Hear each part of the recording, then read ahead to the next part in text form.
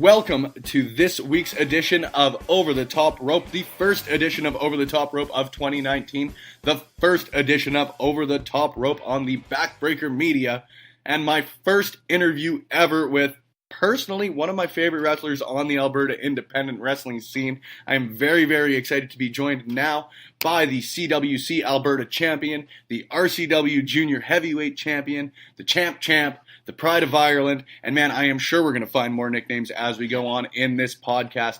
I'm joined by Pride. Before we get started here, man, I just want to ask, how are you doing? Pretty good. That is definitely the longest introduction I've ever received, so that's pretty neat. I told you I like to talk. No, it's good. Feeling all right. It's a little bit sore from last night, but yeah, overall doing good.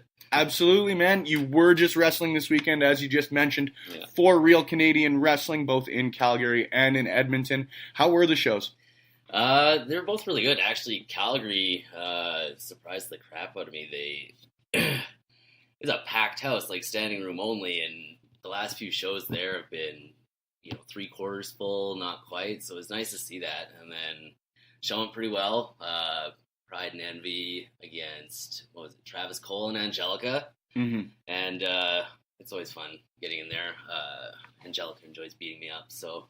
And then, last night too, Envy against Angelica in wasn't a title rematch, but the winner gets to face the incoming Nicole Matthews, which those girls are pretty stoked on that, but after the match, set it up. Oh, jeez. That was horrifying. Scared the crap out of me. The background noises of the apartment, ladies and gentlemen. But yeah, and just set it up after the end of the match and got face-to-face with Angelica, and she just cuffed me in the face, and the crowd popped, so it was wonderful. Brutal, but awesome. Yeah. I always appreciate it. I'm a pretty big fan of putting, I don't know, some guys, I say guys, like wrestlers in general, sometimes I find they're afraid to put themselves in, vulnerable positions or, what could be seen as a negative light, but I'm a big fan of that stuff. So, what I mean is, a spot, because as you said, I'm the CWC Alberta Champion, I'm the Junior Heavyweight Champion, so some people are like, you need to hold yourself in the highest regard, you can't put yourself down to that level. Make Pride look strong. Yeah, but I'm all of the, it's not my match. I'm out there to help get these girls over. So if I can do anything to get pops for them, I'm absolutely going to do that. Mm-hmm. So set something up so Angelica can cuff me in the face. Edmonton loves her, hates me, going to get pops, so... Absolutely, man. And I like the way that you bring that up. It's a very unselfish way of looking at wrestling. And it's something that I think for you can play very, very well into your character. Obviously Pride being in your name. Yeah. Being not even in your name as of this point. We'll get into that in a little bit. Yeah. It ties so well. I assume that getting slapped in the face or cuffed by anyone is a moment that you do not take great pride in. For me, it's something that I think that you can use as a great character building moment. And that's something that I think over the last year, through a series of those moments, man, you've done some great, great work as far as that goes. So, number one, just tell me about where your sort of character comes from. And number two, sort of how Envy plays into it, how, I guess, Wrath plays into it, how you see it going in the near future. Well, so I'll just give you the story here. Sure. Yeah, because I wasn't there, I guess to preface it, I haven't really watched since the start of your career. I've only really been watching since I started coming down to CWC and started coming to RCW, so it really has only been the last year for me. I haven't seen the start of Pride. So once upon a time, I wrestled under the name Jack Pride. I was pretty, white meat baby face, pretty long hair, do the whole, cheer for me nonsense. I say nonsense. I didn't have a fun time as a face. I was really lost, I found, a lot of the time. And so I talked to Dylan, who's a promoter down at CWC. I was like, hey, man, I really would love a heel run. I think I can do way better at this. So he's like, okay. I sold him on it. He's like, Kate, we'll work it in. We'll get you heel, see what you can do. So storyline-wise, I'd been chasing Parrish for most of the year. he was the CWC champion, so I was chasing him. And so I had pretty long hair and all that. The final match with me and Parrish was a title versus hair match, which I lost, but only because my then best friend, Dylan Stone, came out to try and stop Parrish from cheating. Parrish spit in his face, so he goes to hit him with he was then the Alberta champion, goes to hit him with his title. Parrish ducks, domes me with it. Parrish pins me 1, 2, 3, get my head shaved in the middle of the ring. Oh. Yeah. And I tell you what, just like that whole moment, I'd been growing my hair out for, I think it was 3 years and 2 months at that point. It was like middle of my chest length. Yeah.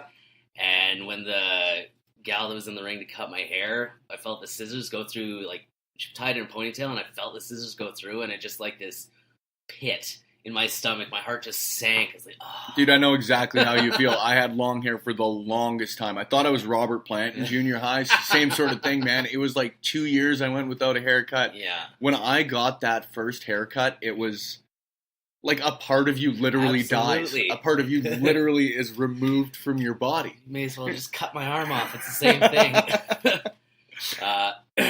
So yeah, he costs me the match. After the match, I'm sitting in the barber chair we had in the ring, and he's trying to console me, and just having none of it. Shoved him down. Crowd popped for that.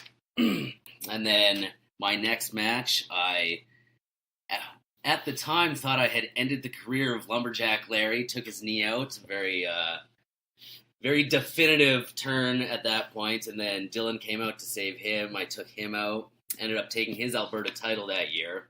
And then decided that to go with this new, like I said, with a face, when I was face, I didn't really know what I was. I was just getting by basically on what I consider is I was getting by on being talented in the ring and the crowd connecting with that, but not really a character. Mm-hmm. And so, like I said, I always felt lost doing it. So coming into the next year with CWC, I was like, okay, this is perfect. We ended it. I'm turning heel. Gonna go this new direction. And originally I was gonna stay Jack Pride, but just be a heel. But then talking with a couple of the other guys, we decided to go with let's stick with Pride, and because Pride is a pretty defining characteristic for me just in human life. So I was like, okay, perfect. I can really steer into that. And so just for everything, I basically let my ego take over for a lot of the Pride character because like I said, I can be extremely prideful, very ego-driven, and so I just let that run, and it's starting to translate well because it's less of a work and it's more of a shoot than people really think, and so then with that, I was like, okay, if I'm going to be Pride, what if I start having a stable of people? Because big fan of stables. Whenever I grew up watching wrestling, that was when DX was around, NWO, Heart Foundation, there was corporate ministry. Yeah, all that. I was all into that. Big, obviously, Heart Foundation. I was a big fan of Owen Bulldog, 100%, and Pillman. And even back then, I was starting to fade on Brett a little bit. And it's not like I ever turned my back on him, let's say, but he wasn't the favorite. Yeah, exactly. So I was like, cool, well, I've got this Pride thing. Well, let's do a faction. I was like, well, Pride, I'm a heel.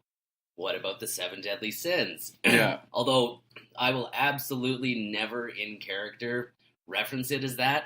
Yeah. Because I want it to be implied. It's very implied. 100%. But I want to leave it there. I never want to reference it because it's just too on the nose for me. Yeah. When I do character work and stuff like that, I try and do stuff that's gonna work for me as a wrestling fan. Just because I find, if I try and do stuff that's not gonna get me as a fan, I don't, my philosophy on that is, I'm not going to pour myself into it the same way. Mm-hmm. Because, if I tried to work, a Hulk Hogan style, that kind of thing, that is so not me. That was never the wrestling I love. I think it would just come across super fake. And if you don't connect to it, then a fan's not going to connect to it. Absolutely. So, and that's a big thing. And like I said, that's why I hated being a face, because I wasn't connecting with the character. So I'm really surprised the fans for connecting with me at all. So then I brought in... So, I pitched that idea. Let's do the 7 Deadly Sins. totally on board with it. And at the time, Kayla was in MPW. She was doing KJ Cash, and I've really felt like with the Seven Deadly Sins, like Envy and Lust, kind of lean towards being female characters. Mm-hmm. And so Kayla had come. She had done one match with CWC, did pretty well with that. And I was like, okay, well, if she's gonna be good, and like the women's thing was just starting to get going. Mm-hmm. So I was like, well, like I say this like me, like I'm just this mastermind of great ideas. I'm taking the credit right now. It's like a committee. There's like 8 people that I talk to constantly for these ideas. 100%. But yeah, and so I was like, well, Kayla's a good worker. She's only going to get better. I think this would challenge her in a good, like, and yeah, so I was like, felt like it would challenge her. So I talked to her about it, pitched the idea to it, and she was like, I think she, at the start, wasn't sure how to play it, but as it's gone along, she's really getting into it now, and, well, you see her out there, like, her work is, like, especially since she came to RCW, her work has gone through the roof. Yeah. Well, and you bring up Angelica earlier, like, those two just really play off of each other so well, man. Like, you can tell they're comfortable together in the ring, you can tell, like, I guess, breaking the fourth wall a bit, but you can tell they know each other well, are friends outside of the ring. Yeah. You've got to have that sort of trust and familiarity. I guess I say this all assuming, because I've never wrestled a fucking lick in my life, but you've got to have sort of that trust and familiarity, and especially with those two, this isn't, I guess, discredit the work they do with others, but, like, they've just got something special in the ring together, so. Absolutely they do. Actually, I was talking to them both very recently, and I've used this analogy with both of them, like, because Dylan, in breaking the fourth wall, in real life, Dylan Stone's my best friend. So him and I, we are perfect rivals because we know each other so well.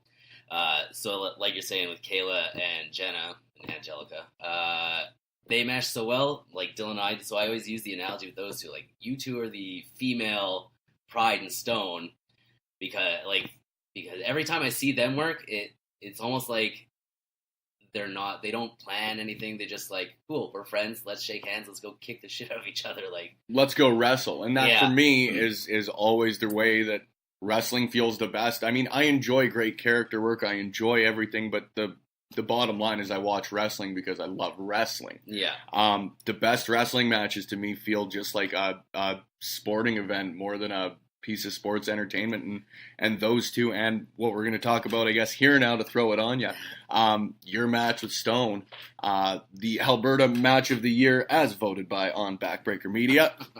Like, you guys do have that familiarity, and you guys go out to just have a wrestling match. Yeah.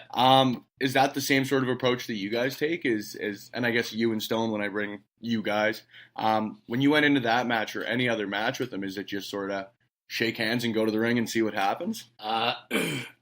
Less so than you would think. For a lot of, like, going into that match, we had a few things planned out, but a lot of it was like, let's just see what happens out there. Funny thing with me and him, like I said, we're best friends, we get along, we're just ridiculous humans together. Until we have a match with each other. Who was I telling this to? I think I was telling it to Kayla. It might have been Kayla, might have been Jonah last night. Anyways, when it's regular life, Dylan and I, best friends, get along great. When we're wrestling each other, it takes like 2 days, and then we absolutely hate each other. Yeah. We'll talk match, and it's mostly just throwing out ideas to put us on the same page, because we'll come up with like 1,000 things and do none of them. But he'll throw out an idea, I'll hate it. I'll throw out an idea, he'll hate it. Then we'll argue about why we're both idiots to each other, and it gets to the point that people see us and like, you guys like mad at each other? You all right? Yeah, like I've had people come out like, saw you and Dylan, like you were like getting mad at each other, like are you gonna be okay? Like what happened? Like, oh no, we just have a match coming up. Like, and it's weird. We both, like, Dylan was the first one to use it, but it totally fits. It's the hate that we build for each other in the lead to these matches that helps us be better. Because for whatever, like, it's just tapping into certain parts of you. So when I wrestle him, if I'm going into the match hating him, I'm not going to hold anything back. I'm going to lay everything in. I'm going to when like for myself, like I said, I lay everything in, but we get arguing so much that it's like in my head, I know I'm better than you. I'm going to show you why I'm better than you and let everyone see why I'm better than you. Even though, like, quite honestly, when I'm not in that head state, on any given day, I would think that Dylan's a better wrestler than me. He is, I would say, the most underrated worker in Alberta right now. Just by virtue of he really only does the CWC shows because his shoot job keeps him away, so he can't go around do all the other stuff. But that was your first match that you came and saw at CWC, was it not? One of them for sure. I think that was the first show I came to was I think the CWC Rumble, and then that was the next show I came to. Yeah. And like, man, it was a barn burner. There's really no other way to put it. Like, it was an absolutely outstanding match. It was Retribution, if I remember correctly, wasn't it? Or that's the DVD it's on. Yeah. I think what was the show? I can't even remember. Either way, I would say pick up your copy of CWC Retribution for that one. Yeah. At any CWC show or available from any CWC member. Mike Maloney there. Right? He can hook you up. Dude, he has taught me so well as far as where to throw the cheap plugs in. So thanks, Mike. I really appreciate it. He's very, very good at it. But yeah, it was an absolutely fantastic match. I guess looking back on it, I guess it's a match of the year candidate as far as a lot of Alberta and wrestling fans go. What are your thoughts on it? Usually, like, when I leave a match, I'm not always super stoked after it, and it's in a good way, because I'll always, like, pick up on things that I know I did wrong out there, and generally I will have asked somebody to watch my match, so I come through that curtain, and, like, all the character stuff stays behind, and I'll go find who I asked to watch the match, and immediately, like, I go into, like, class kind of thing. Yeah. Like, what did I do wrong? What could I have done better? How can I improve? Do right? Yeah. I always, like, I like to try and do that. After that match, coming through the curtain, and even, so, in the match, when I got the pin on Dylan, let go, and we're both kind of laying there, because it was about, like, a 32-minute match. I'm just, like, we both gassed about 6 or 7 minutes in, and that's the other thing, like, wrestling Dylan puts me in that next head state where it's like, okay, I gassed at 8 minutes, we're not cutting this at 8 minutes, and then I just go into this, force myself to be better, to, like, prove that I can do all this stuff. Yeah. It's just, like, this extra gear that it doesn't allow my body to be tired, and he helps bring that out. So, like, with all that happening, get the pin, we're both laying there just sucking wind at the end of the match, absolutely dead, but talking to each other. I was like, holy shit, man, like, thank you, like, just so appreciative to each other. Finish the spot, come back through the curtain, and I just, like, I knew, partway through that match, I knew that it was as special as it was, and that, for me, that is my best match to date. That's my favorite match to date. I am extremely proud of that match. I think you could have put that match on any, like, CWC and Alberta, unfortunately, is kind of viewed not great on the indie scene, but if you want to go to, like, those bigger indie shows, like, say, well, maybe not PWG, because they have a very special crowd, but, like, that level of indie show, not quite, maybe Impact, not quite WWE, not that, maybe a step down from that. Like a Wrestle Circus. Yeah, like, we could have taken that match and put that on any of those next level indie shows and been, like, top tier match on one of those cards. Like, and Dylan the same way, like, we just knew, like, going into it, there was potential for this to be special. During the match, I was like, this is everything that I had hoped it to be, and then after the match, like, that was absolutely everything we hoped it to be. We got "This is awesome" chant partway through, and it was after Dylan did a dive through the ropes, took me out, and it was either a holy shit or "This is awesome" chant. I remember, like, laying there selling it. I was like, oh my god, it was just like the stars aligned for that match. And, I felt like $1 million after that match. And like I said, I am so proud of that match. And that's definitely, like, if people were like, hey, can you show me a Pride match? It's always going to be that match right now. Yeah. Very, very cool, man. I guess before we take a quick break here, how do you follow that match up with them? Is it, how do you make it bigger and better? I think if him and I were to go on to do more, I think the stakes would have to go up. Either move up so we're not fighting for the Alberta title, maybe one of us is CWC champion and we're fighting for that one, or, I mean, one of my bucket lists, I would love a cage match. Just because I'm an idiot and I just want to jump off of it.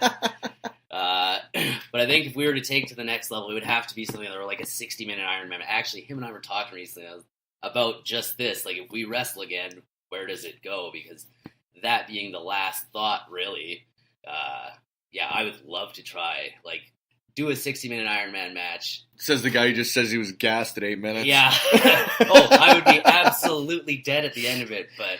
It's like taking the month off after that.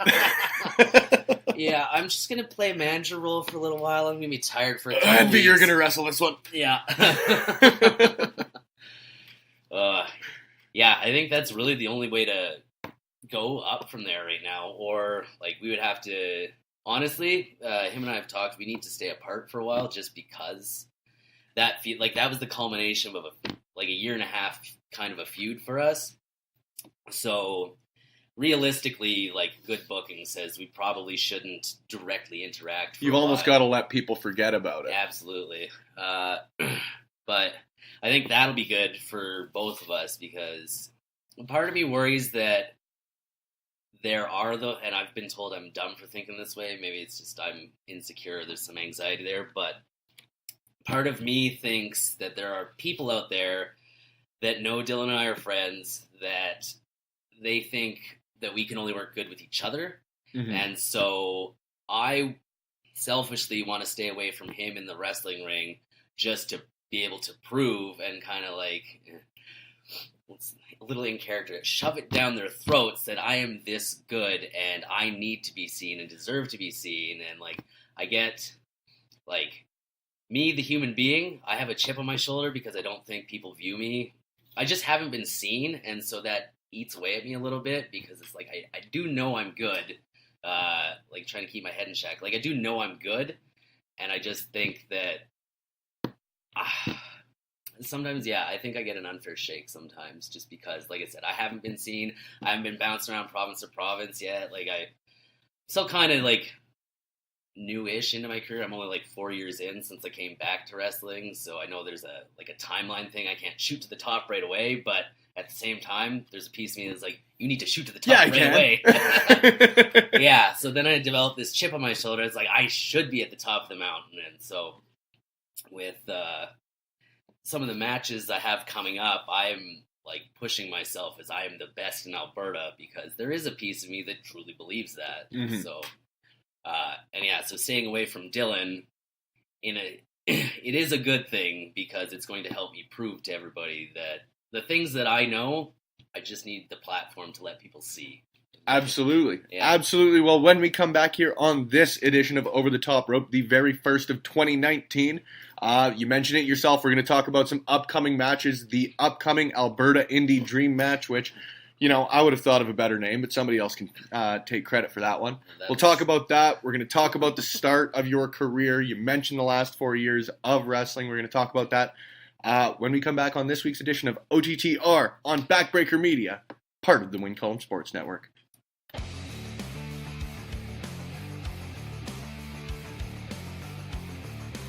If you like podcasts and you are listening to them on Backbreaker Media, then you should listen to me, Chris Parrish, and myself, Manoyan, and the Sounds of Struggle, because we are literally the most entertaining duo you'll ever come across in Western Canadian wrestling, baby. We talk about things like wrestling and other sports we like. Like wrestling. But we won't talk about other sports that we don't like because it's not that kind of podcast. Like wrestling. I mean, we like hockey. And wrestling. And we like football. And wrestling. And we also like to drink beer. While wrestling. Well, not while wrestling, but while watching wrestling. Yes. Yeah.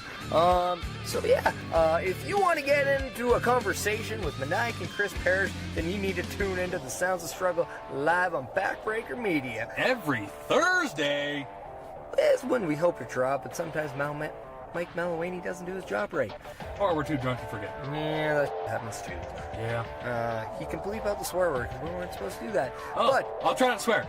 Ah, I can't do it. yeah, let's face it, the two of us, we're real, And spectacular. and we're a little bit of all right. Yeah, Well, so Strugglicious. that we That are. was kind of the key. Supposed to do Strugglicious. Oh, sorry, I'm drunk. Yeah. So, if you don't want to listen to us, then no, you're stupid because we're entertaining.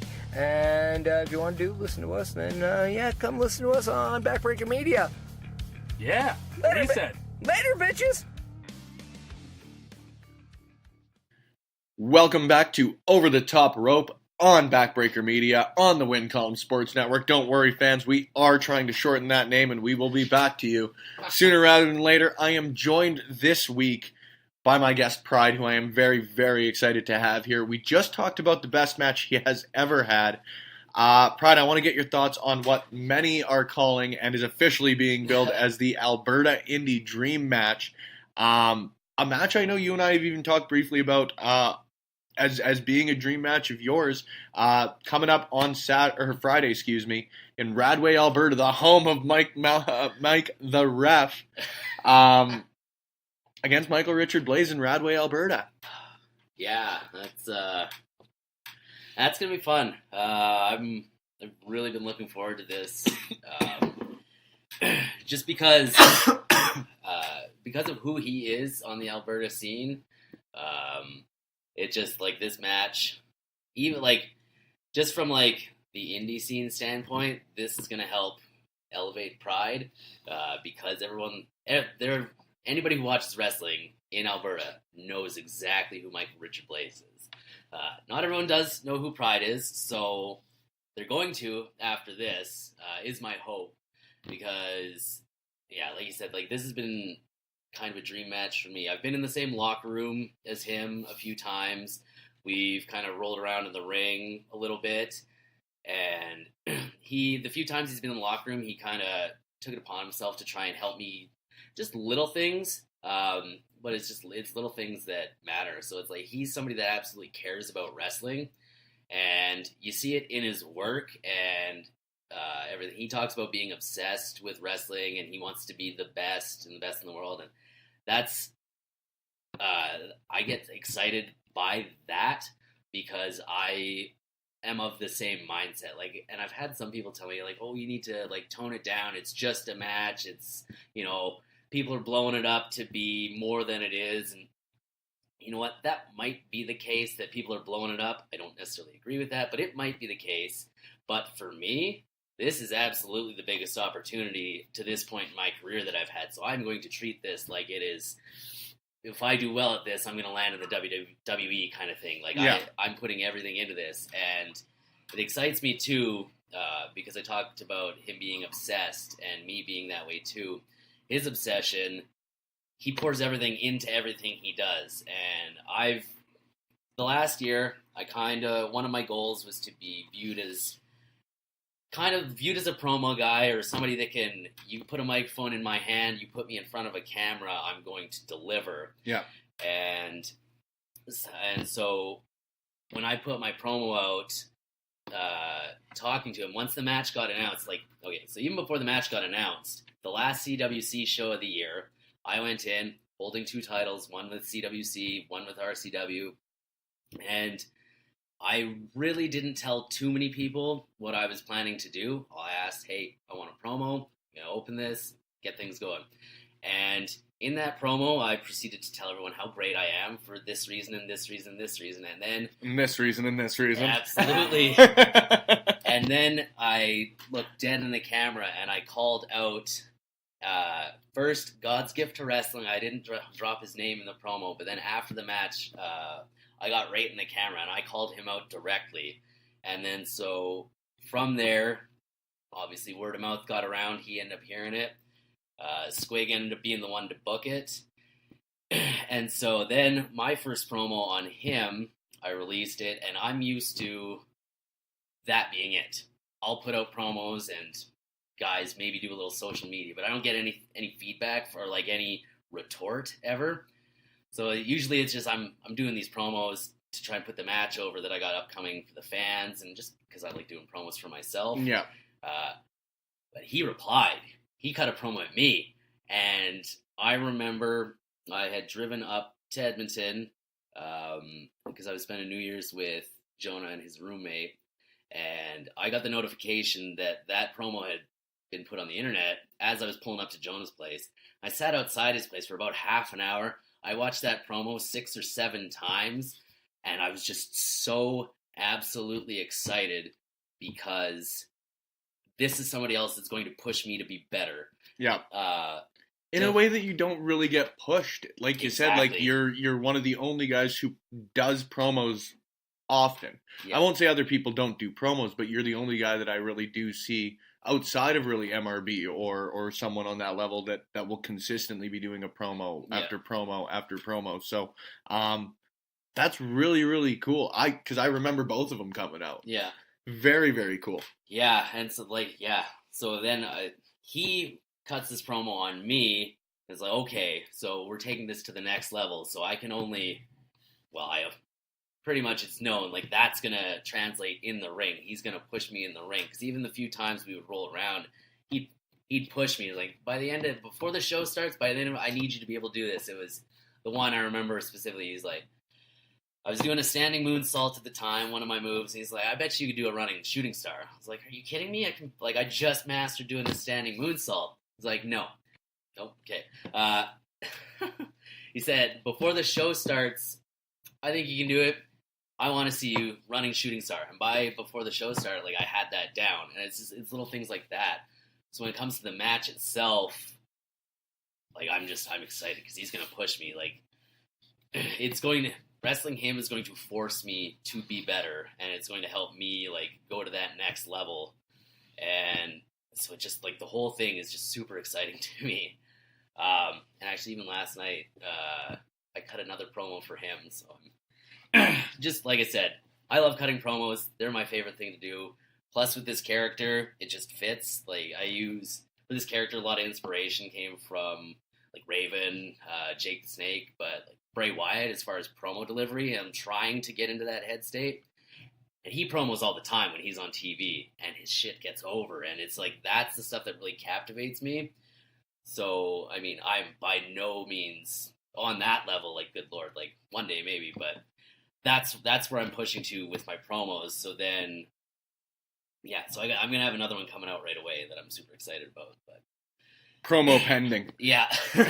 Very, very cool, man. It's interesting to me that you bring up that there have been people saying that you're sort of, I guess, over-promoting, or I guess over-promoting is not the right word, but sort of pushing this the way that you guys are, because, to me, I think Alberta wrestling needs more of that. I think that, and you and I and myself and many people have had this conversation that, Alberta wrestling is fantastic right now. Personally, I think it's better than it's really ever been. Now, I know I wasn't alive during sort of the Stampede era days, so take that for what it's worth. But I think that it does need more of that, because guys like yourself, guys like MRB, guys like BVD, or guys like Christian Strife, or the hundreds and hundreds and millions that I'm just not mentioning right now, deserves to be recognized more. And so I think that it does need more of, whether it's a promo or whether it's pushing stuff like an Alberta Indie Dream Match, or however you choose to book something. Yeah. I think it needs more of that. Yeah. If everyone started treating everything they did as, even look at WWE. Great example would be Kurt Hawkins. He's on this massive losing streak, but he is steered so far into it that he's getting over by losing. 100%. And so it's that level of just I'm going to make everything I do the most important thing it could possibly be. And then people start to listen. Mm-hmm. And then what starts is just an idea you and maybe your opponent have, or you and a couple people have. People pay attention to that. They can tell that you're fully immersed into what you're doing, and then they start connecting with that. And then, so when you say, whoever it was that first said Alberta Indie Dream Match, that was just a hashtag that got attached to one thing, and then people started hearing it, and then all of a sudden, and now, that's what the match is called. But that's the thing. So, me making this match super important and MRB doing his side of things to make this important. Like, as it stands right now, this is looking like it could be just a one-off match. Like, we have this match and that's that, because he's a PWA guy and right now I'm an RCW guy as far as Edmonton, Calgary go. So even if this is a one-off, neither of us are treating it like it is. Like, I would love if more came out of this, but if it is just one match and that's it, and it's this Alberta Indie Dream match, I'm going to make it exactly that. I'm a firm believer in positive reaffirming for yourself. So I have whiteboards all over my house with like little catchphrases for myself, and one of them is basically talks about how the fans have made it this. I asked for this match. Like, MRB wasn't coming looking for me. I asked for this. I wanted this. Mm-hmm. And so I asked. So now I can't let down the fans that got behind this. And I can't let down myself. So this is the greatest thing I've ever done up to this point. And that must be treated that way to come across that way. Does that make sense? Yeah, absolutely, man. I completely get it. If you're going to be this invested in a match, and if you're going to be... like you said, you're the one going out for it. And if you're the guy who's going to sort of proverbially put yourself on the line, do it 100%. Yeah. It's the reason, you bring up earlier that, investing 100%. It's the reason that a guy like Heath Slater can continually get himself over, is because he's been thrown into some of the stupidest shit. Yeah. And I still look back fondly as call it what you will, but I remember watching the 3-man band as a kid, and they were one of my favorite parts of Raw whenever they would come on. You talk about his latest I've Got Kids, that's still going 2 years later, and the guy's not going to be a heavyweight champion anytime soon, at least I think.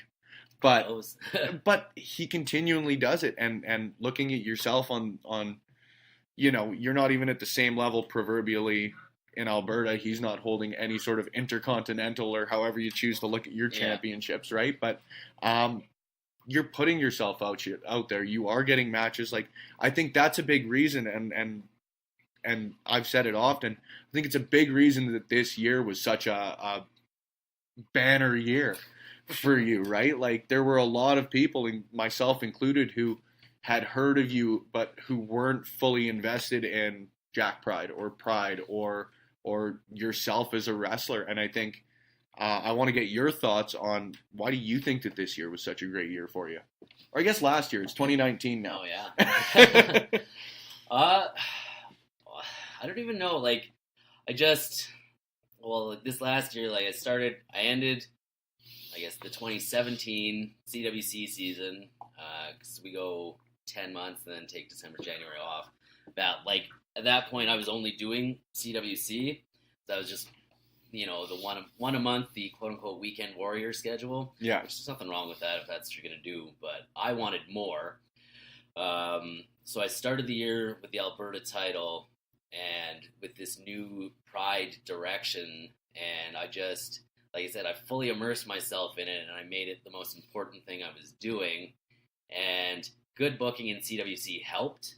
It gave me the platform to start to get this character over. When I was fully, one goal I had for myself last year was to work more than once a month to get in with the different company. Because there was a little while I was with MPW, but things being what they are, I'm not with MPW anymore, and that's about all that needs to be said. That's all I can say about that. So I was kind of in limbo where I was just doing CWC and doing that. I was like, this isn't enough.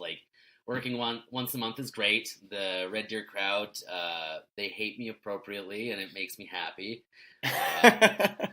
But it wasn't enough. I was left wanting. So even when I would give everything for those CWC matches, it's well, what do I do for the other 3 weeks of the month? I'm just, training and going to the gym is fun, but I want the crowd reaction. I want that. It's that keeps me wrestling, being able to get the crowd going. So I was I need more of that, and that's going to help me get better. So then I reached out to Squig. I was like, hey, I'm looking for more matches.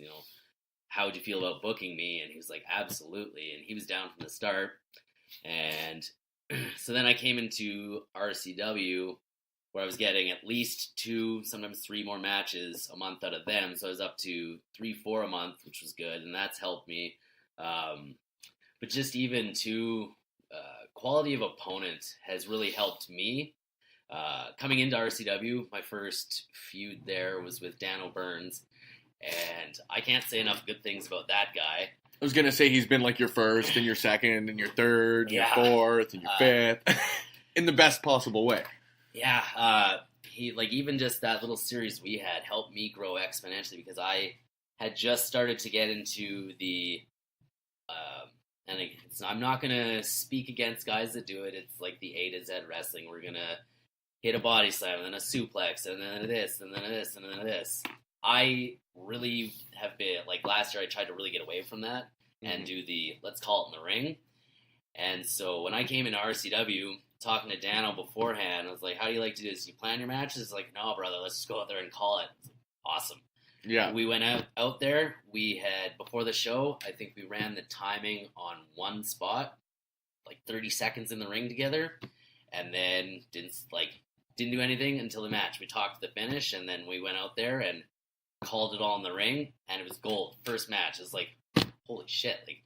Not only is this guy good, but we have a chemistry together, and it came across, and the fans ate it up. And then, from there, Squig was like, well, cool. Do you guys want to do, have a feud, do a series, just based off that one match? And then we did, and both of us were of the mindset, let's absolutely not have the same match ever. We need to do almost do everything differently every single time. And so that was our goal. And I think we did that, and the fans ate it up. So doing that kind of thing, that helped me get better. Working with because Dano had been working in Ireland before coming over here. So he has his own skill set that helped raise my game. And then in CWC, I had that match with Dylan, and that helped raise my game. Another guy is Lumberjack Larry. I don't know if he knows it, but me working with him helped me to get better too.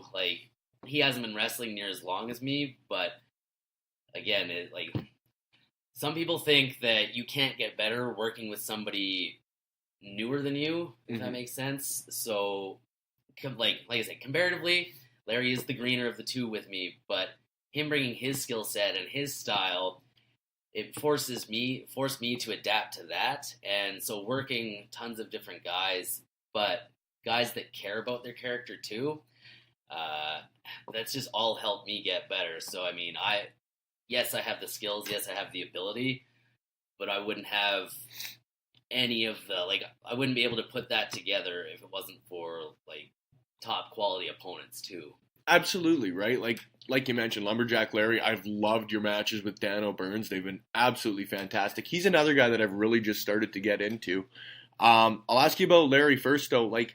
When you're working with a greener guy, are those sort of... I've never wrestled a match again. I mentioned this, in my life, so if I come across stupid, shit, I'm sure it's not the first time. What's the difference in approaching a match like that versus a Dano Burns or a Dylan Stone or somebody that you are familiar with? Do you have to take more of a lead in those matches? How do you differentiate your mindset?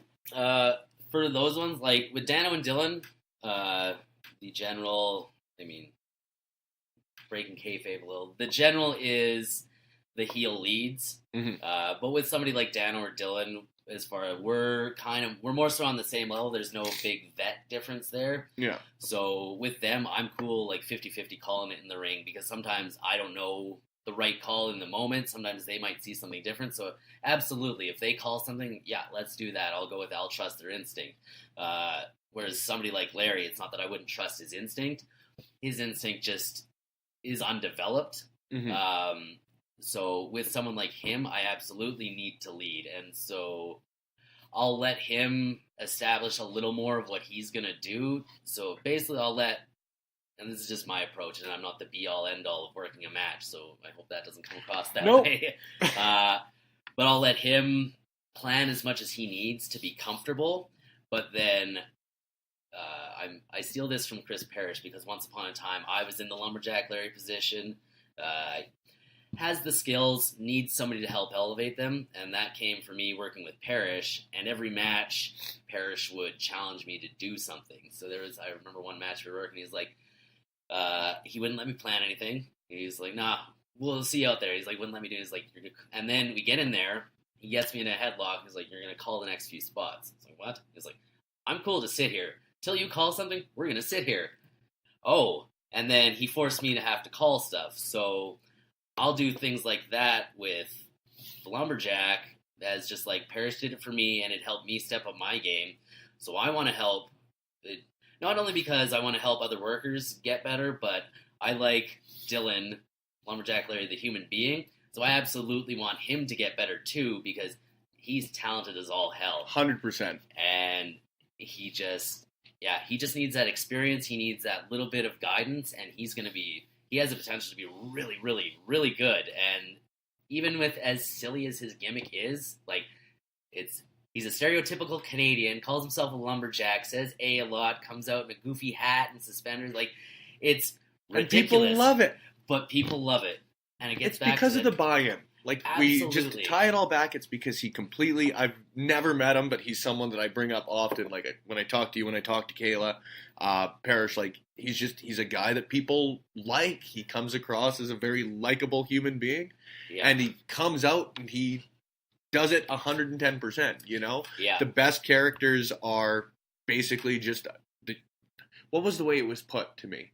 It's like the best characters are basically just a shoot version of someone turned up to 11. Yeah. You know?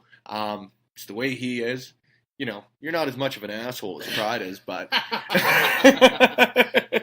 Yeah, no, I just know Pride says whatever comes into his head. I have a filter. So. Fair enough. Well, we've got a couple minutes here before the break, so just to change it up 110%, you host a podcast yourself. I do. Tell me a little bit about it, because I have started to become an avid listener. I am a couple weeks behind. I have to admit that right now, so no spoilers. But how did that come around? First of all, tell me a little bit about Jonah, because he's another guy. Talk about Lumberjack Larry. Your co-host Jonah is another guy that I've only met briefly. Yeah. Another great guy. How did you two meet? How did a podcast come out? Well, Jonah and I have, so our podcast is called Two Baked Hams. There you go. See, I wanted you to make the cheap plug. It always sounds better if you do. People ask what the podcast is about, and it's like, I don't really know what it's about. It's about whatever we want it to be about in the moment. It's the Seinfeld approach. It's a podcast about nothing. Oh, I like that in the best possible way. So I've known Jonah since grade 3. And seriously? Absolutely, yeah. Very cool. Most of my main friend group, we've my oldest friend we met I was 3 years old. Cool. So most of my friends I've known since kindergarten or elementary school at the very least. So yeah, Jonah moved in grade 3. I hated him when he first moved here because I was a fast kid in school and he was faster than me, so I hated him because why wouldn't I? Running is like the biggest indicator of social status in elementary school. I was a very averagely fast runner. I had a few friends. You know, you can always tell how many friends or how popular someone is just by simply how quick they are. Yeah. I understand it completely. Yeah, and then, so after that, fast forward many years, he was going to U of A, and I was briefly experimenting with attempting university. It was not for me. But we would go to the gym all the time, and we would get taught, what should normally be about an hour and a half in the gym, give or take, was 2.5 for us. Yep. But that was also where we went to, not only were we lifting, but we were both kind of decompressing from school from the day. So we would go there to lift and to bullshit, just get all the stupidness out of our heads. Yeah. And Jonah wasn't really into podcasts all the time. I was an avid listener of Joe Rogan's podcast. Mm-hmm. And we would get talking, and it would be some of the most ridiculous stuff. I think the one that finally prompted, I think we were talking about Star Wars, but then it took some ridiculous right turn somewhere. It was just absurd conversation. I was like, man, if we recorded this, it could totally be a podcast. Well, what's a podcast? I'm like, well, that's where they talk, and for X number of time. All they do is record themselves. Yeah, basically. And then you might have a guest, you might not. You put it out there, and if people like it, people listen. And we were both really gung-ho on the idea, and one reason or another, it never happened. And then last year, can't remember when, I think it might have been like April, Jonah got back to me, and he's like, it was pretty random. He's like, hey, so remember that podcast we talked about? Do you still want to do that? And I was back living in Red Deer, but I was like, oh, absolutely. Like, that would be so much fun. And we started off, we were doing bi-weekly. We had enough people were asking for more, so now we go weekly. And yeah, it's just we sit down, turn on microphones, and just let the absurdity fly. You guys have a following now, too. Like, I'm starting to come out to shows, and there are people not only with pride signs, but specifically 2 baked ham signs. Yeah. Like, and you know what? Even if we're talking about signs, just to, like, sidetrack here, I've got to give a big shout-out to Jonah because, like, man, that guy has brought some fantastic, not only signs, but, like, got to give a shout-out to the Vuvuzelas as well. Like, I think he does everything humanly possible to completely fuck with you in the ring. Oh, absolutely. Last night, he brought his roommate, our friend Morgan, out to the show, and they had a sign that said, "Pride is fat." And I told him beforehand, like, there are certain things that I have a bit of a sensitive ego for, and that would be one of them. I was like, you can make signs like, nothing about me being fat. Oh, dude, you yeah, dropped a ball telling him that. That's 100% your fault. I've got no sympathy. It is. And so, yeah, I come out. Kayla's match was before mine, so I came out with her. And there's Morgan standing up, big shooting grin on her face, and a sign that says, "Pride is fat." And I was like, I hate you. That's terrific. Like, Yeah. It's actually terrific. And you know what? The guy's absolutely fantastic. The podcast is absolutely fantastic. Like, I've got to give you credit for that one. Before we take our quick break here, quick answer. What's your favorite episode you guys have done? Oh, man. Actually, I've got probably 2. One is Hams in Space, and that's when we steered into the 2 baked hams portion of the name, and then we just let ourselves go crazy, and we talked about going to Mars and trying to colonize Mars, and how we would be the worst candidates for that, but we would totally be there, and it was just full-on insanity. So either that one or one of the more recent ones, it's called Tasha Scares the Hams, and we talked about, like, I'm a firm believer in, like, the supernatural and, like, ghost possession, so we brought our friend Tasha, who she's totally into that stuff as well, and we went for a couple hours just talking about different creepy ghost stories that we've experienced, and, like, our beliefs and all that, and it was talking about those weird stuff that you can't talk about with everybody, like conspiracy theories, the supernatural, all that stuff that's like, is it real or is it not real? I find you can't talk about that stuff with everybody. So having a platform with my podcast to selfishly talk about these things I can't talk about always gets me excited. Yeah, like in a weird way to me, it's a lot like wrestling. It's like if you completely buy into it, you are absolutely going to love it. Or you can find something about it that you'll find interesting. You know, it's the same reason, like, my girlfriend Morgan is not a wrestling fan in the traditional sense, but she can sit down and watch an episode of Monday Night Raw because if you buy into it, you'll always find something interesting. So same thing on sort of the supernatural. It's actually one of the reasons I also love Talk is Jericho, because, like, same thing is, like, if he's got a guest on, whether it's something he believes in or he could think is complete bullshit, like, he'll completely buy in. Yeah. You know, and it's one of the reasons that, man, I haven't listened to that one yet, and I am very, very excited. So, when we come back on this week's episode of Over the Top Rope, because we have a tendency to ramble here, so we'll take the break early. We're going to talk about your career, your past, present, and future of Pride, because we didn't get to the start. We haven't gotten to the next couple months outside of your match with MRB. So we'll get into that after a quick word from our friends here on Over the Top Rope. Are you tired of the same old pro wrestling? Then check out the amazing action on Powerslam.tv, the biggest indie pro wrestling channel in the world. Get over 3,000 hours of the best pro wrestling events from over 100 of the biggest names in the industry from over 15 countries around the globe.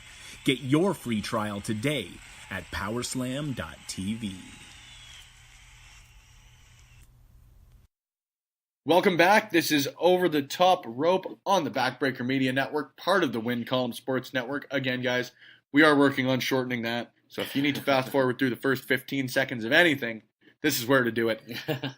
You can start here. I'm interviewing Pride, one of the, I don't even want to say rising stars even at this point, because we've talked about how great 2018 was to you. I just want to say one of the top stars in Alberta independent wrestling at this point. I am comfortable saying that. But I want to talk to you about how you got there. I guess we haven't really talked about the start of your career a ton, or why you got into wrestling. So I guess what really got you into professional wrestling as a whole? Well, I've been a wrestling fan my whole life. I don't actually remember when I started watching wrestling. I've just always watched wrestling. There's pictures of me as a tiny kid, like 2 years old, or like pictures of me in the crib, and there's two things I'm watching: standing up in my crib watching Price is Right, and watching professional wrestling. Excellent choices. Yeah, absolutely excellent choices. You could have been Drew Carey at this point if you weren't Pride. And then once I got a little bit older, I would watch wrestling with my grandma all the time.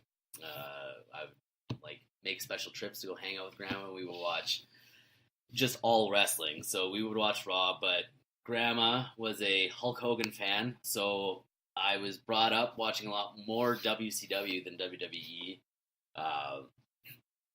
And yeah, so I watched my whole life, and then fortunately my grandma passed away, and I took kind of a hiatus from wrestling after that.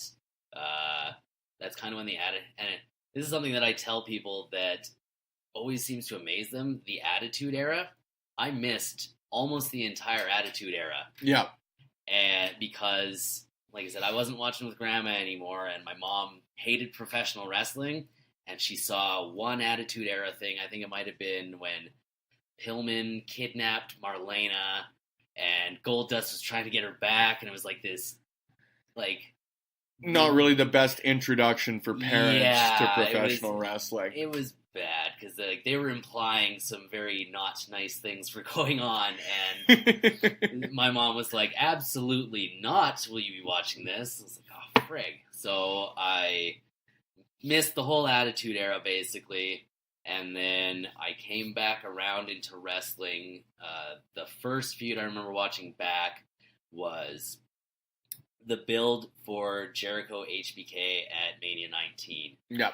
And so I watched from just before the Rumble, because I watched from the start of that build to the finish, and that, to this day, is my favorite feud, favorite build, and favorite match, is their match at 19. Mm-hmm. And so, like, seeing that absolutely was like, oh, yes, I am completely a professional wrestling fan, and, like, I just right back into it. Like, I didn't miss a beat. Jump back in on the deep end. Yeah, and in high school, I wrestled all through high school, so I've just, in one way or another, wrestling has always been a part of my life.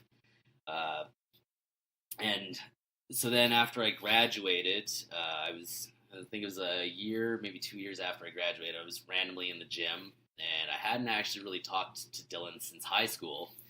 Ran into him at the gym, and he's like, hey, I am wrestling, like professional wrestling this weekend. Like, I remember we were talking in high school. You're a fan. Want to come to the show? I'm like, yeah, sure. He's like, oh, by the way, it's in Morinville. I was like, oh, I don't really got the... Now I can't go to the show. Yeah, it's like, well, at the time, I was like, A, I don't even know where Morinville is. B, don't really want to drive all that way for, like, at that point, completely unproven product, and, like, indie wrestling was very not what it is now in Alberta back then. Had you ever been to a show at that point? And that's the other thing. I had never been to a show. I had been to WWE, but I hadn't been to, like, an indie show. Yeah. So he's like, nope, that's fair. You can jump in with me. We'll drive you to the show. You can help set up. You can meet some of the guys. Got to the show. It was in a bar in Morinville that could barely hold the ring. I think by the end of the night, there might have been 20 people in there, including staff. But during the setup and, like, warm-ups and guys kind of going through their matches, one guy ended up I think the sign from the entrance ramp fell, clipped him in the head, busted him open. He had to go get stitches. He was done. Like, he wasn't going to be on the show. Dylan was like, well, he was part of this match, kind of needed him there. You wrestled through high school. You're a fan. You want me to crash course you through how to get this going and then wrestle a match? I was like, oh, well, I wasn't prepared for this at all. Sure, why not? So he's like, okay. A few of the guys had some random gear, and they had enough that I could put some makeshift together nonsense. I think I wore an old high school wrestling singlet, some boots, and I just went with like kind of an amateur thing. It was like a random, just let's put it together for the day character. Yeah. Wrestled a horrendous match against Sean Martins and what was he, Damian Angel at the time, who is now Xander Price. It was abysmal. Like, there was nothing redeeming about it at all. Other than the As fact, can sort of be expected at that point, though. Yes. Like,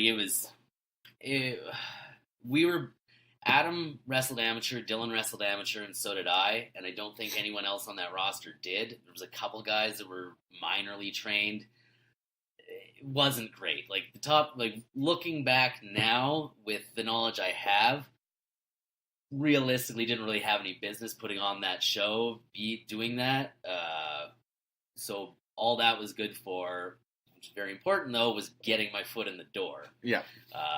And we ran shows for about a year and a half, 2 years between two companies that are both now defunct.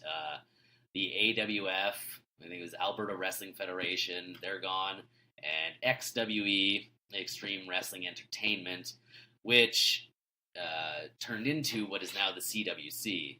Okay. Yeah, those are both, like, they weren't good in their day. Like, it was very just like, ugh, like, just like a half step above backyarders, basically. Yeah. And so we ran shows for a little while, and the promoter for AWF completely disappeared, and then the promoter for XWE just stopped booking shows. So like, oh, well, I guess we're not wrestling anymore. And then we took about 6 years off, and Dylan and I were like best friends basically after that. So he sent me a random text message. He's like, hey, want to wrestle again? I was like, what do you mean? Like amateur again? Like, you gonna go, like, did a club open up in Red Deer? Because that would have been really exciting for me. Yeah. Because strictly wrestling clubs don't really exist in central Alberta. You would have to come to Edmonton or Calgary for that. Okay. So for myself, that is something, like, even to this day, I kind of miss, because I do like to truly compete. Mm-hmm. But yeah, so he sent me that message, want to wrestle again? I was like, amateur? He's like, no, absolutely not. Like, professional. I was like, oh, we're doing this again. Yeah, I'm down. Fortunately, though, in that time, I had let myself get, let's say, soft. I refer to that version of myself as that was Fat Mike. Yeah. And so I was like, okay, I'll wrestle this match, and then I'll start to get into shape. And we wrestled a few matches. I think we had 4 or 5 shows, and then the promoter of XWE decided we found out he was basically pocketing all the cash and paying us peanuts. Yeah. He was telling us that the venue would cost X number of dollars when it turns out it was free. Yeah. We only made this much at the door, which would only be like 25% of what the door was making. I myself was working main events on those cards with Dylan. Dylan was walking out with something like $100 PO. Yeah. I was walking out with nothing, and then he would pay me like a week later $20. Oh. Yeah, Which is not very good business practice. Absolutely not. But like, even that low PO, that's kind of, you hear stories about I work for a hot dog and a glass of juice kind of stuff. Yeah. So to make $20, like, that wasn't my gripe. The gripe was like, it was a week later, and it's like, this is dumb. The ethics behind it. Yeah, and so he was just going off in all these stupid directions and had all these bad ideas and just bad business practice. And a few of us got together and we're like, okay, this isn't working. We want this to work. We're all starting to get really invested. We need to do something about this. And so we kind of took it upon, there was 4 or 5 of us, took it upon ourselves to kind of usurped the company out from under him without him knowing it, basically, and turned it into what is now CWC. And we started, like I said, we started from that XWE kind of like really backyarder reputation, became CWC, put a new coat of paint on everything, really worked on the production value side. All of us got various levels of training around there. And for myself, I kind of grew as the CWC grew, because I started, fun fact that not a lot of people remember, because CWC wasn't as big as it is now back then. I was the first person to win the CWC Championship when it was called that, because Dylan was the champion when it turned from XWE to CWC, so he just walked in with the title. Yeah. And I took it off of him to a very not impressive. Like, the pops for the win, great. The return match, pops for the win, great. The title reign, not great.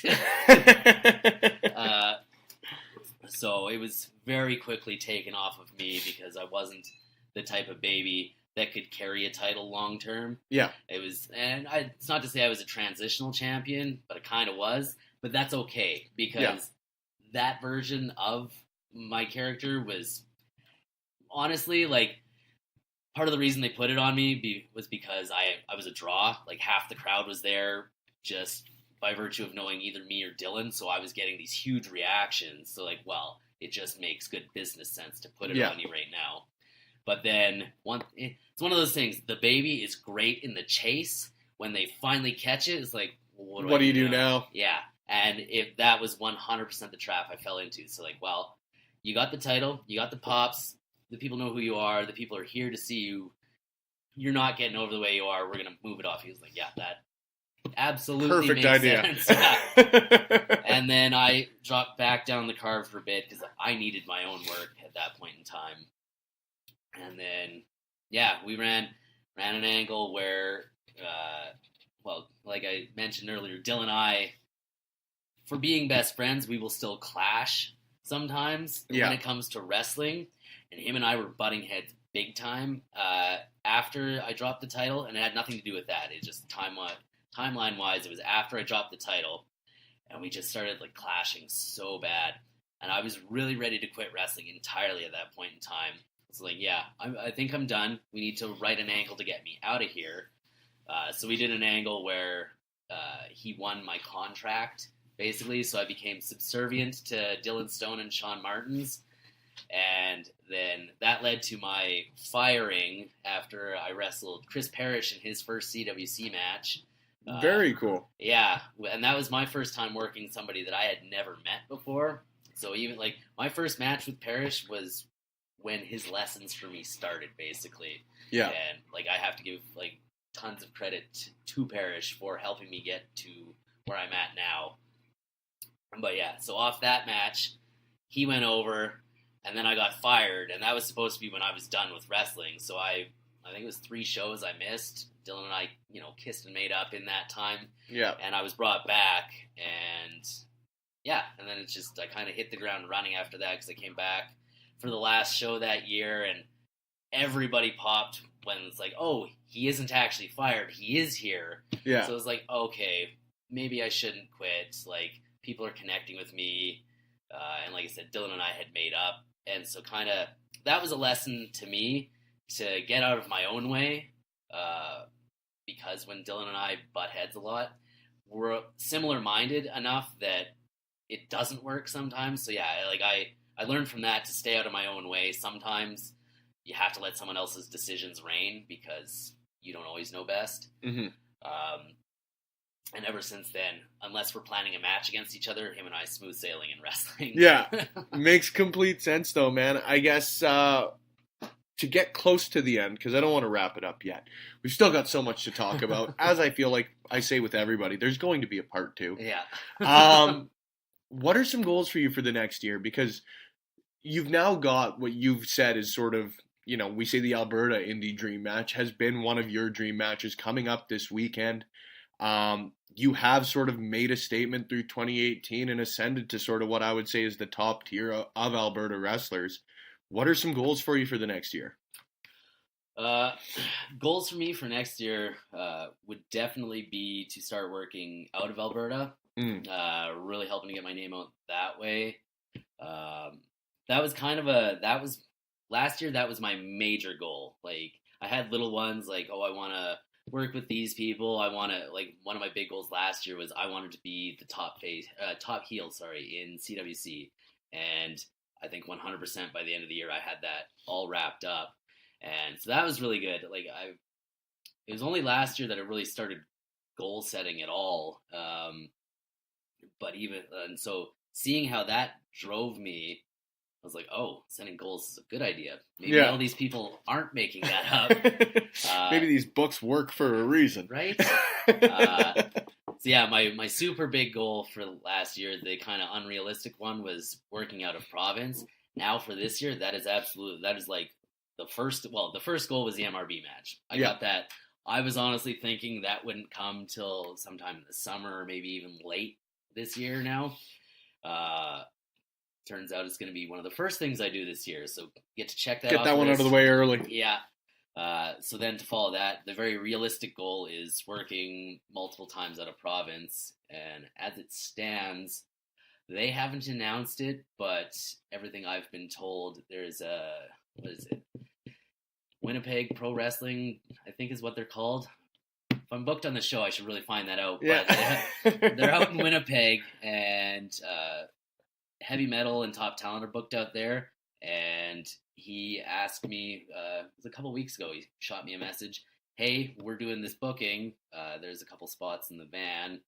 Would you be open to it? And I was like, absolutely. Immediately I jumped at that. Especially for that show because Joey Ryan is the guest general manager for the show. Very cool. And I've heard some other bigger names or at least known names of promoters and or workers are going to be at that show. So as soon as Metal was like, do you want to be there? I was like, absolutely, I want to be there because my goal this year is exposure. I want to be seen in BC. I want to be seen in Saskatchewan and Winnipeg. And I mean, the big unrealistic goal this year would be to somehow find my way at, say, an Impact taping, something like that, especially because they're in Canada now. So somehow them jumping the border made it very real for me. Yeah. Much more attainable anyways. Well, I don't know how much goes into it, but it's got to assume that working in Canada versus going down and getting a visa and all that sort of shit behind it. That's got to make things harder, even just from their perspective, to book someone who's primarily from Canada or primarily working in Canada. Yeah, and I wouldn't even know where to start with that. There's a couple guys that I've talked to that have done kind of international bookings, but haven't got the chance to sit down and get the finer details because I've heard people go down and they don't get a visa and then all of a sudden they're banned from the country and stuff like that. So I don't want to do anything wrong and, well, there goes your wrestling career because you're an idiot. So with Impact being in Canada, somehow that's way more realistic now. And even some of the guys on the RCW roster that come through every now and then for the Calgary shows, they work on Impact. So being around those guys, it's only going to help me in the long run. And Squig has brought in the past Abyss. And so if that happens, then that's somebody that's involved in Impact that's going to see me potentially. And the closer I get out there, the more likelihood someone in that area is going to see me. If I could book it somehow, those that know me and get talking wrestling with me lots, I'm a huge mark for Rosemary. Yep. And I was a huge fan of Decay. I love those sorts of gimmicks. And absolutely. So for myself, running this Pride gimmick, 7 Deadly Sins sort of deal, it's in that vein for me. It's a natural fit. Yeah, and so if I could somehow book it perfectly, somehow I would work some angle with her because everything she does, talking about this pouring into it 100%. The only other person that I've noticed in any level is Bray Wyatt as far as fully immersing themselves in their character. Yep. She's Rosemary all the time. Except, and then when she's not, she's Courtney Rush. And they're very separate entities, and she treats them like they are, and it's amazing to me. So I do a very bad job of it, but I try and treat Pride and Mike, the human being, as very separate entities that will interact with each other. Because, again, I take her as somebody I look to what she does, and that's what she does. So Rosemary interacts with Courtney sometimes, and there's this thing going on. So in some sort of perfect world, at some point in my life, in my wrestling career, I will work an angle with Rosemary, because it's just, that was just like the ultimate markout moment for me. Yeah, I guess my last question for you was going to be, and maybe you answered it here, who's your dream opponent next year? Would Rosemary be, would an intergender match be a dream opponent, or would you be looking at someone else on the international scene?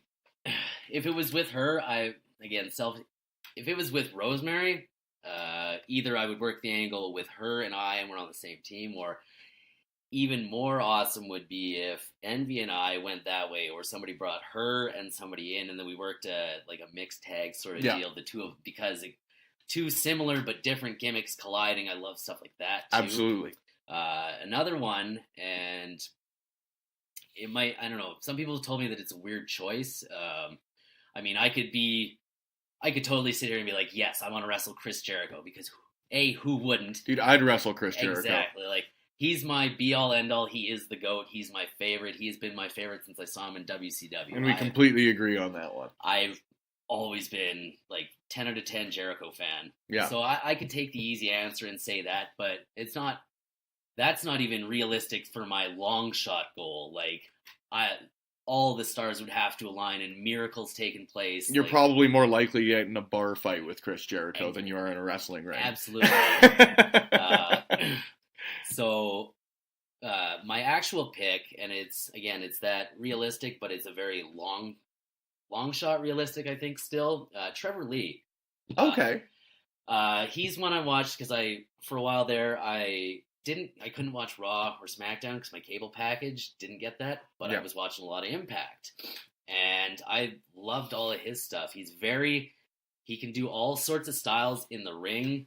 I liked how he kind of had that bit of a run. They didn't really get into it huge, but I was liking it. The Cult of Lee thing he was doing, where he'd make all his subordinates wear the same gear as him, and they would do whatever for him. Yeah. And he's one, watching him, his facial expressions, he gets stuff over just with his face. Mm-hmm.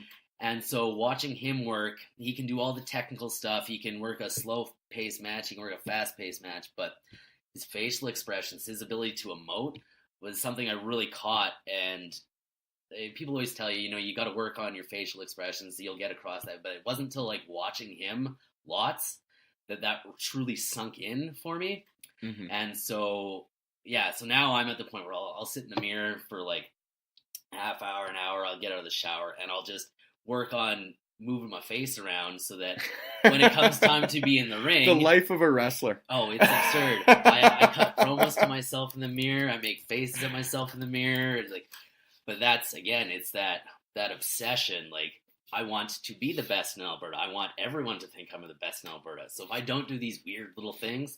I'm not going to be there. Because it is the small stuff that matters. I know you've mentioned it a couple times too, but like you say, it's not, like you bring up Trevor Lee, it's not his character, but that is definitely his character work. Like, he can sell, I think, and I talked about this oddly enough with MRB at length, like, I think that selling, or the ability to sell or get something over,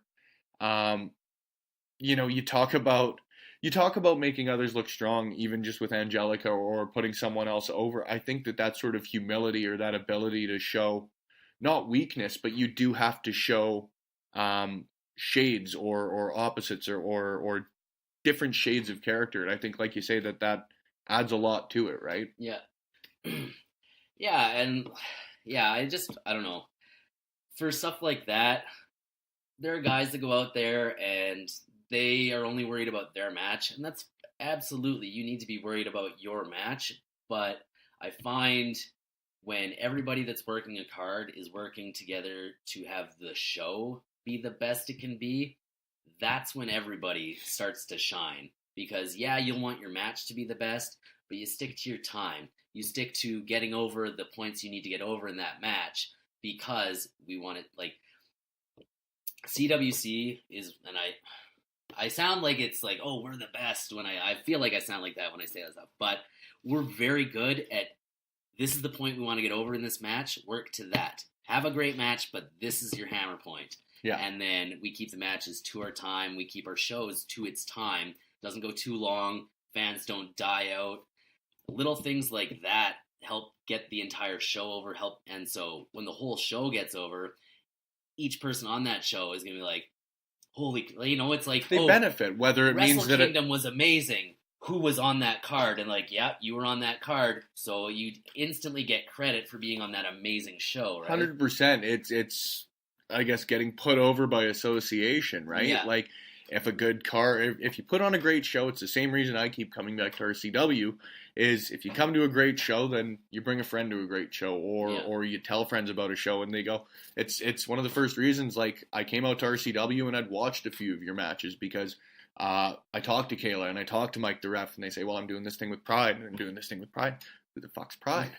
Right? And you check them out, and you know, I'm sure that there's people out there who are hearing of you and hearing of Stone because of that match, right? Like, Yeah. it was a great show, but your match on there is a big reason people are getting into you, and vice versa. If you put on a great show, people are going to start getting into the matches on it, right? Yeah, and like for us in the infancy of the CWC, we weren't a solid card top to bottom. There were many growing pains, and I would try and get friends out sometimes, and they would come out, and we would fall into kind of the indie curse sometimes, where if you have too many fans showing up for just one guy or one girl or whomever, sometimes they'll leave when that's done if the whole card isn't engaging. Yeah. And I've unfortunately worked on shows where that has been the case, and my fans left, and I tell you, that pissed me off so much because, hey, great, come support me. I'm not the only one out there, Yeah. and you came to support me, you paid your $15-$20 to show up, why not just support everybody? Yeah. Because, so quite realistically, like, after that, a lot of those fans and friends and family of mine that left, I took the time to text or call them and chew them out. Yeah. Because it's like, hey, thanks for coming to support me, but you're also an asshole because there was 15 other guys on the card that you walked out on. Like, Yeah. And I was like, very politely, like, I appreciate your support. I would like you to come back in the future. If you're going to walk out on it, don't waste your time. Yeah. Might not be the right approach, but that was my approach because... It's not about the PO. Yeah. Right? And it turned some of the guys on you, too. Like, there were some of the guys that worked on that card for that particular one, the promoter especially, was pissed off at me. Like, well, yeah, they're my fans, but I don't have control over these people. Yeah. So, yeah, that just drove It's a bad me nuts. look all around, right? Yeah, it is. So then, with the entire card, as we grew and the whole card started getting better, these people that had left in the past, like, hey, come out to the show, but watch the whole thing. You won't be disappointed. And I've turned some of my friends into actual fans because our whole card got better, and they stayed for the whole card, and now they're getting invested into people that aren't me. Like, Yeah. some of my friends, they're like, yeah, your match was good, but what about this match? And they're talking about other guys, and it's like, well... I mean, I was good, right? But, like, at the same time, it's like, awesome. Like, you're into somebody else. So that means you're buying a ticket for them now. Yeah. And that's the kind of stuff that excites me. I think that going to an independent wrestling show is such a fundamental experience for someone becoming a wrestling fan, because even for myself, a lot like you, when I look back on my life as a wrestling fan, the Attitude Era is not something that is the first thing I look to, right? Like, my biggest years of watching wrestling have probably been the last 5. And then even outside of that, like, I hate the phrase, but the ruthless aggression era is sort of when I started to get back into it. I really started watching consistently again when it was sort of the CM Punk days, sort of getting into 2006 and that. The Attitude Era was never really a thing for me. So one of the biggest first experiences that I had that I think of when I'm talking about being a wrestling fan was going to my first independent show and getting to watch someone like Tennille at the time, and I guess Tennille now, being on that card and watching MRB or Chucky Blaze at the time on that card, right? Sorry, MRB. I mean, I know you hate that. But getting those sort of tangible experiences, right? Because there's only so much you can get out of watching something on TV. And I mean, it's great. I still sit down and I still watch Monday Night Raw every Monday, despite the fact that it's shit. But there's still something to be said about going out and getting the live experience and on like getting the experience of having a heel yell at your face or like, you know, talk about kids coming out to shows, getting to meet your favorite wrestlers and getting that tangible experience with them. And it's something, you know, RCW in general does it very, very well. I talk about the PWA doing it very, very well. CWC. That's one of the biggest things and the biggest credits I've got for Alberta wrestling is everybody is so invested in it and so invested in the fans. Yeah. You know, and that's something I think despite the fact that you're a heel, you do very, very well, right? Mm-hmm. I think that, you know, it's been one of the coolest experiences for me is coming out to a show as a guy who'd never met you, even as a huge wrestling fan. And like I say it to you, I say it to Kayla, I say it to everybody. It's like, I'm probably the least important person to talk to at a wrestling show, right? I'm coming out to the next show anyways. Yeah. But you take the time for everybody. It's always appreciated. And as we close out here on the first edition of Over the Top Rope on the Win Cullum Sports Network, as part of the Backbreaker Media Network, fuck. Deep breath, get you an oxygen tank, finish that. I wanted to thank you for appearing on the show. I know you've called me out. I know that this was a potential feud starter for you appearing on this one, but it's always appreciated. Just to close it out, I guess, tell people where they can find you. Yeah, first, thanks for having me on. I know we had talked about it before, and then things being what they are, it never happened, so I took to social media in character, called you out. Yeah, we got feuding. Yeah, and it's little things like that. That's so fun for me because I do treat them separately, so I can totally I can be the fully immersed character online and interact with people like you or fans, or even I will interact with Dylan as Pride sometimes, just to dick with him because I'm an asshole. Well, and it's even fun to watch. Like, I know I've gone through threads on Facebook. Yeah. We are friends, despite the fact that, you know, on this podcast, many people may think otherwise. Yeah. No, it's even fun. Like, you'll go through a Facebook thread, and it's like, Jack Pride commented on this. Yeah. And then Michael commented on it right underneath. Huh. Yeah, I guess. All right. I'm totally down for that. I will have people message me after, like, you know you look like a crazy person, right? It's like, awesome. That's the point. Like, exactly. Yes, we do. Yeah, so if people want to get a hold of me on social media and whatnot, I mean, I have so many. We'll just stick to the character stuff. I know I go by Pride in the ring, but for social media being what it is, and I want to keep these handles, I'm Jack Pride on Facebook. I am Jack Pride on Twitter. On Instagram, it's I Am Pride, but it's IAMPR7DE. Right? Work that gimmick in there a little bit somewhere. Yeah, so if you want to find me on social media, that would be the best way to do it. And then if you want to come watch me for upcoming dates, January 11th, the Indie Dream match we've been talking about. That's when that goes down in Radway. The next night, I will be in Bonnyville for LLPW. The 18th, I will be in Calgary with RCW. The 19th, I will be in Edmonton with RCW. And I hope to fill the last weekend of the month, but as of now, it's open. #book Pride. Yeah. And then just before I close it out, I got to give a quick shout out. Like Lakeland Pro Wrestling, I don't know if I'm going to be able to make it out, but got to give a shout out to Scott because he's just done an awesome job getting stuff organized out there. Yeah. Even that first show that we worked, a lot of us were kind of wondering how it would be. Really good experience. He's a really good dude. Yeah, good promoter. Like I said, good dude, easy to talk to. The production value was for a very first show in a town that hadn't seen wrestling, I don't know if ever, or like at least in like 10 years, that show went off quite well. Like, he did a really good job promoting it. I think it was about, I don't know, I've heard varying numbers, but it was somewhere in the 100 to 200 range, which for an indie wrestling show, for the first one, like I said, that's a really good turnout.